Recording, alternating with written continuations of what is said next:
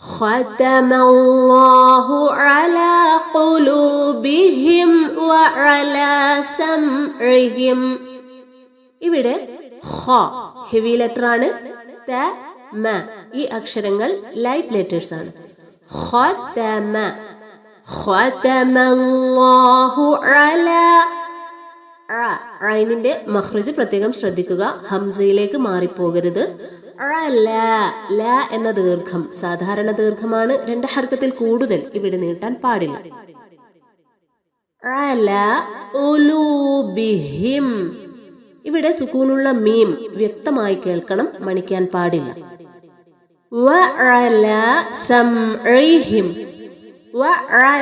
ഇവിടെയും ഐനിന്റെ മഖ്റജ് പ്രത്യേകം ശ്രദ്ധിക്കുക. ഹംസയിലേക്ക് മാറരുത്.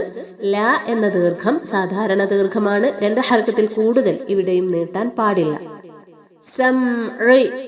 ഇവിടെ ഐനിന്റെ മഖ്റജ് പ്രത്യേകം ശ്രദ്ധിക്കുക. ഹംസയിലേക്ക് മാറിപ്പോകരുത്. സംഇഹിം ഇവിടെ വേണമെങ്കിൽ നമുക്ക് വഖഫ് ചെയ്യാം. കാരണം ഇതിനു മുകളിൽ വഖഫിന്റെ അടയാളമായ സിലി കാണാം. ختم الله على قلوبهم وعلى سمعهم وعلى أبصارهم غشاوة. وعلى ല എന്ന ദീർഘത്തിന് ശേഷം തൊട്ടടുത്ത പദത്തിൽ ഹംസയാണ്.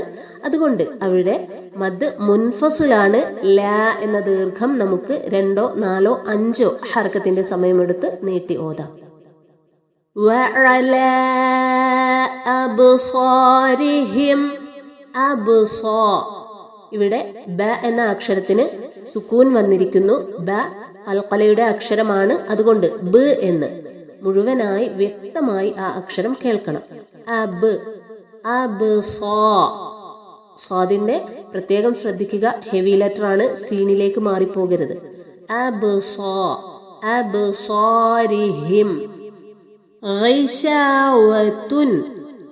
ൈനിന്റെ മഖ്റജ് പ്രത്യേകം ശ്രദ്ധിക്കുക.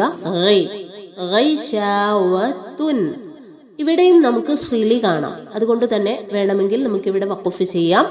വഖഫ് ചെയ്യുകയാണെങ്കിൽ ഇവിടെയുള്ള താഇനെ തുൻ എന്നുള്ള താഇനെ ഈ ത മർബൂത്തയാണ്.